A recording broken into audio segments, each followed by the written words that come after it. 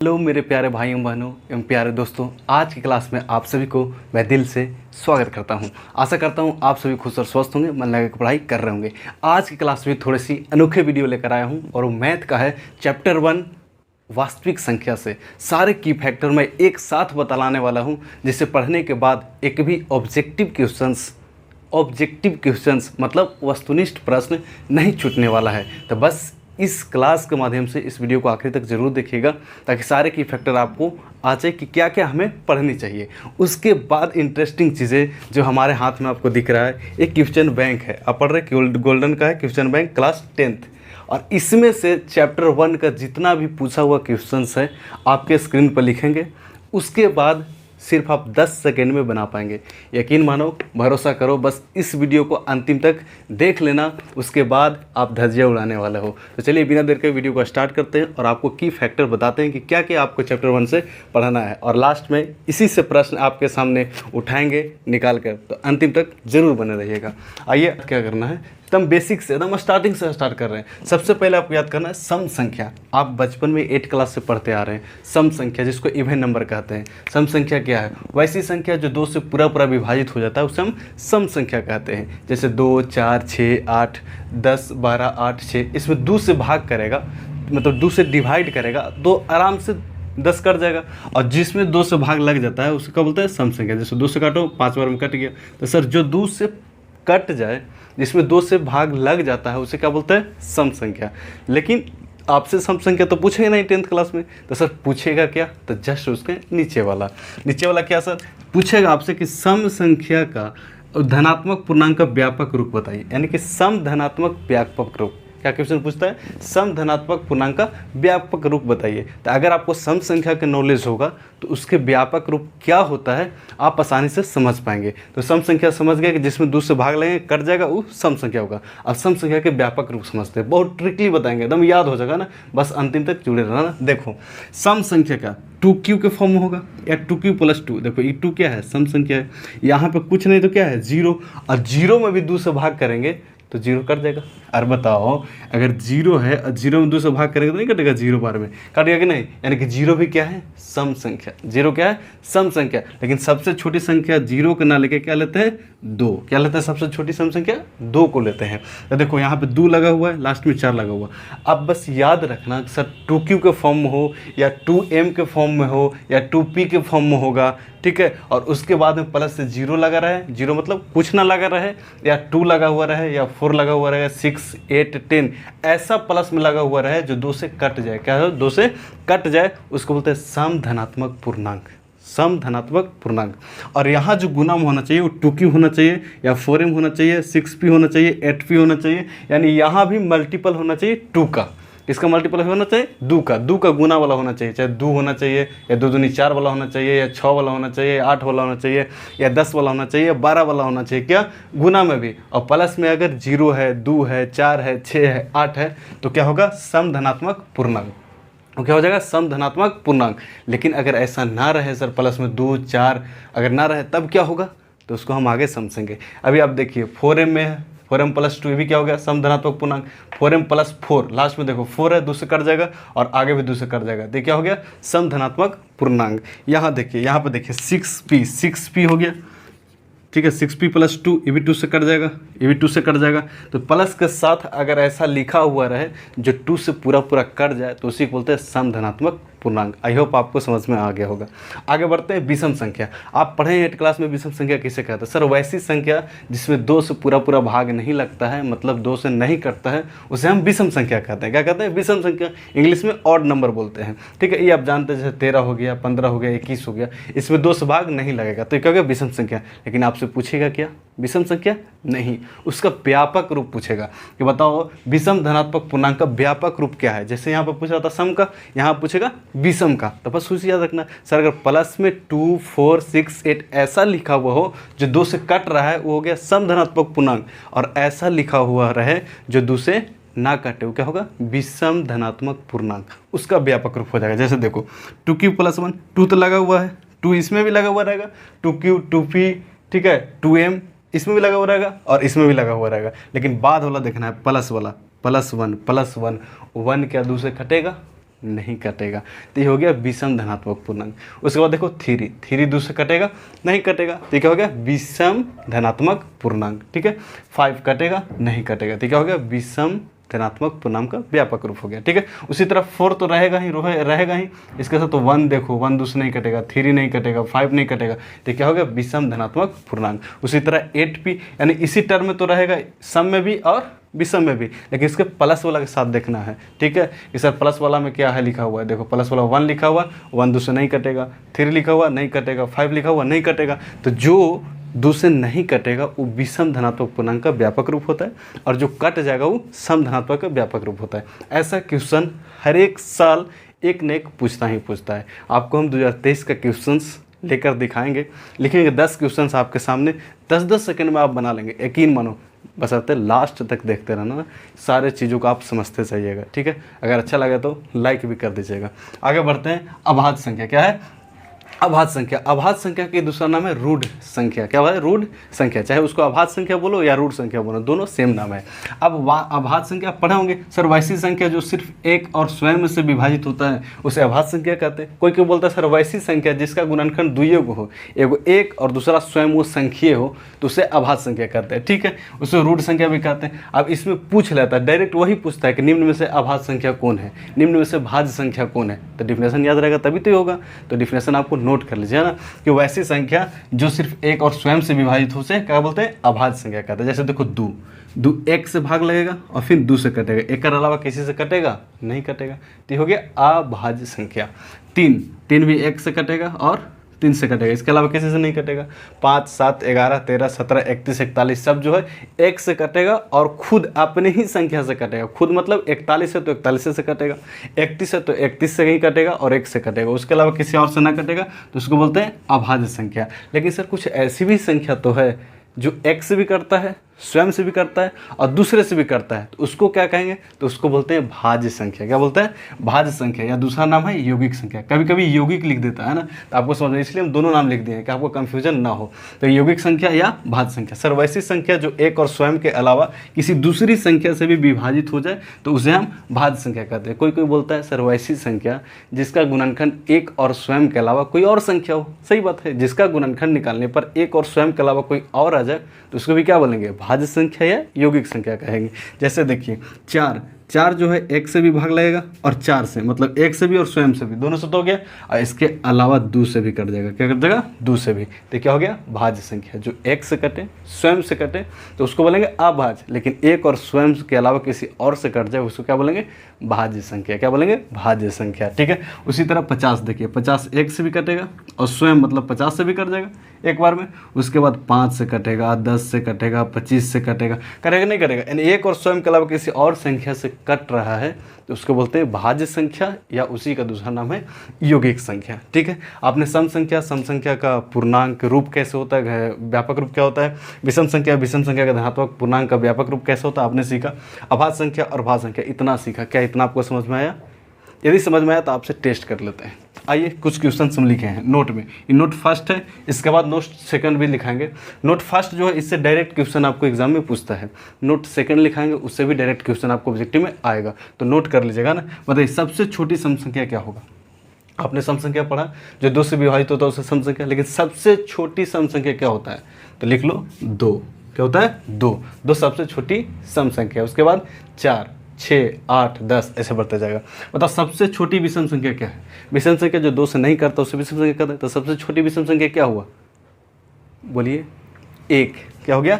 1। ठीक है, इसके बाद 3 5 ऐसे बढ़ते जाएगा। ठीक है, तो सबसे छोटा कौन हो गया? 1। सबसे छोटा 1। ठीक है, इसको 1 लिख लीजिए। उसके बाद लिखिए सबसे छोटी अभाज्य संख्या। सबसे छोटी अभाज्य संख्या क्या हुआ? 2। ठीक है, अब देखिए मजा आएगा। सबसे छोटी सम संख्या 2 और सबसे छोटी अभाज्य संख्या भी 2। तो आपसे पूछ लेता है कि वैसी कौन सी संख्या है जो सम अभाज्य संख्या है। सम और अभाज्य संख्या मतलब सम भी है और अभाज्य संख्या भी है, तो क्या हो जाएगा? 2 जो ऐसी संख्या है जो सम भी है और अभाज्य भी संख्या है। ठीक है, आगे चलते हैं सबसे छोटी भाज्य संख्या। देखिए सबसे छोटी भाज्य संख्या क्या होगा? 1 2 3 ना जी ना, क्या? 4। कितना होगा? 4। ये जो है सबसे छोटी भाज्य संख्या है। कितना है? 4। ये क्या लिखा हुआ है?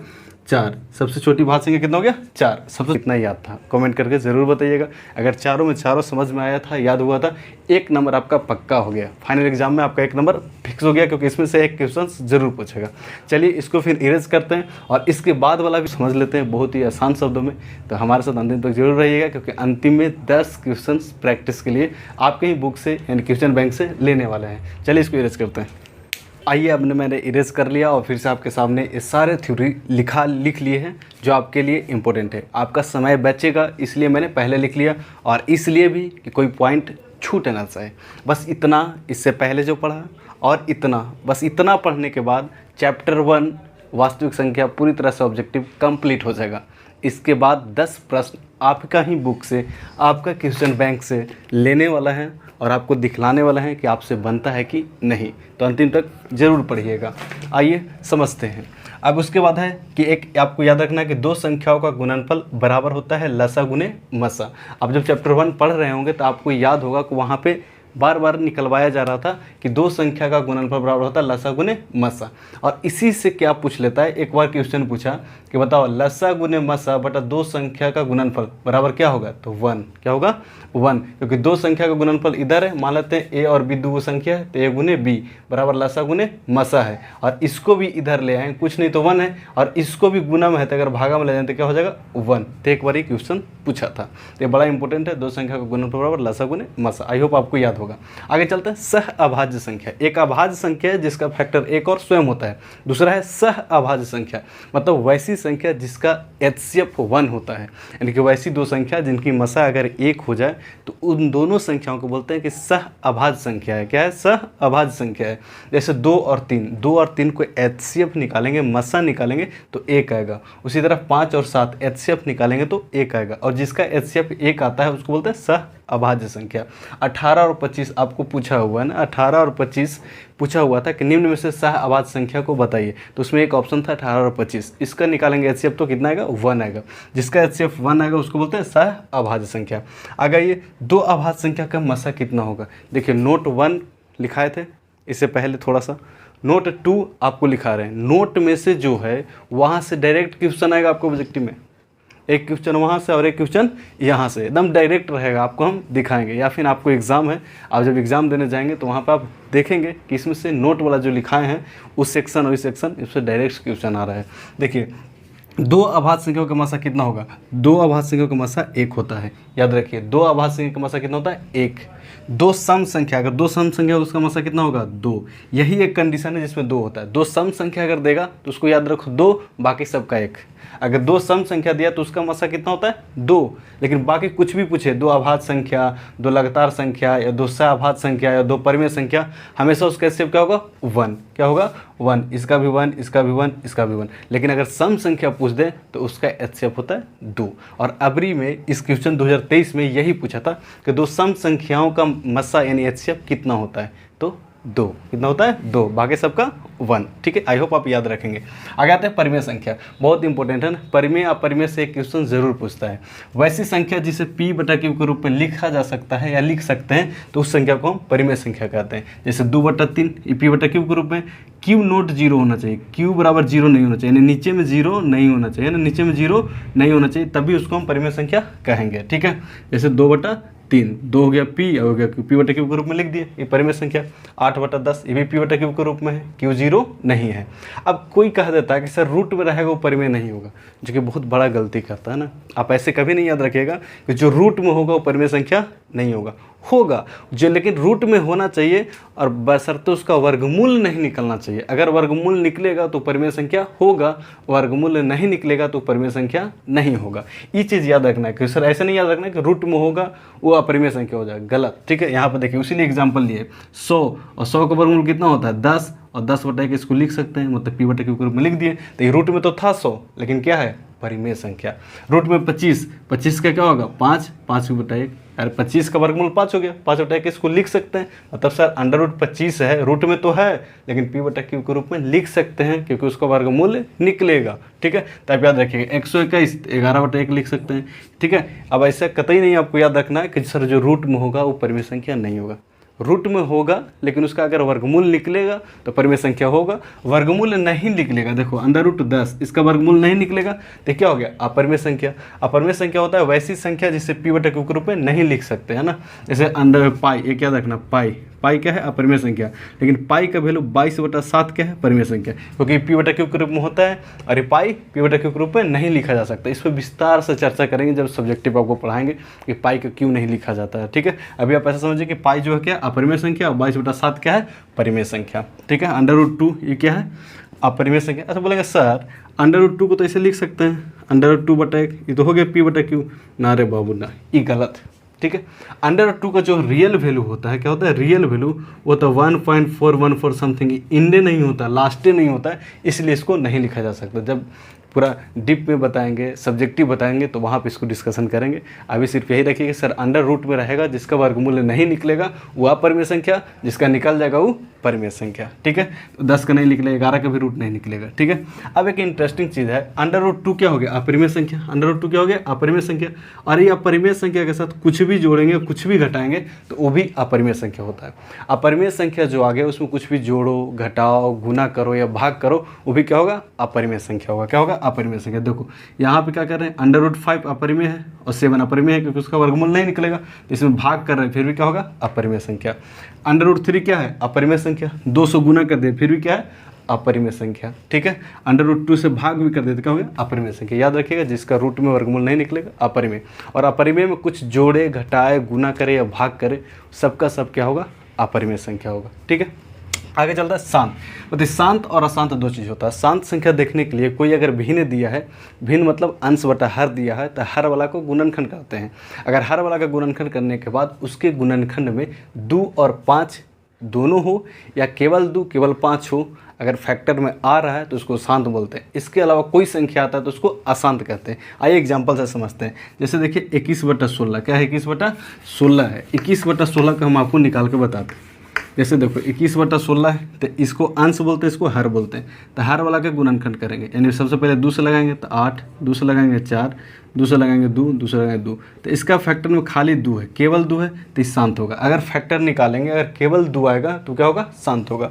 उसी तरह से देखिए 77/70, 70 क्या है 70, इसको करेंगे 70 का फैक्टर निकालेंगे, क्या होगा 2 दूनी 35, दूनी 70, 5 से 7 बचे 35। अब देखिए 77 क्या है 2 गुने 5 गुने 7, कहेंगे सर इसमें 2 भी है 5 भी है। हाँ, चाहे 2 होगा या केवल 5 होगा, केवल 2 केवल 5 या दोनों हो सकता है, 2 5 दोनों। और सर इसके एक्स्ट्रा एक 7 है, नहीं होगा 7 से कट जाएगा कितना बार में 11 बार में, तो 11 हो गया 2 गुने 5। अब इसके हर में क्या बचा 2 5, यानी कि दोनों हो सकता है या 2 या केवल 5 होगा, तब भी क्या होगा शांत। तो शांत निकालने की आसान विधि यही है, उसको फैक्टर का गुणनखंड करेंगे। गुणनखंड करने के बाद अगर उसके फैक्टर में 2 और 5 दोनों हो या केवल 2 और केवल 5 दोनों में से कोई होगा तो उसको शांत बोलेंगे। और इसके अलावा कोई और आ जाता, मान लें कि यहाँ पर कुछ लिखा हुआ रहता 79, इस 7 कट में नहीं करता तो ये क्या हो जाता अशांत, क्योंकि 2 और 5 के अलावा कोई संख्या आ गया है तब उसको अशांत बोलते हैं। जैसे कि एग्जांपल लेते हैं 5/12, 5/12, तो 5/12 इसको चेक करना है तो 12 का फैक्टर करेंगे